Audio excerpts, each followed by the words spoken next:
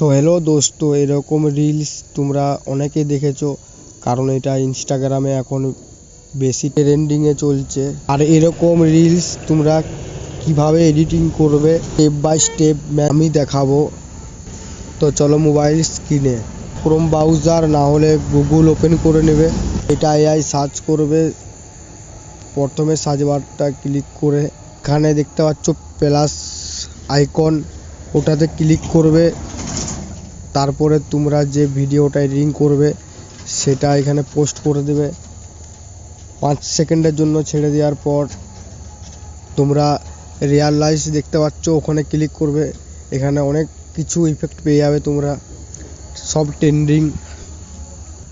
যেটা আপনাদের ভিডিওর সাথে শ্যুট করবে সেটা আপনারা দেবেন।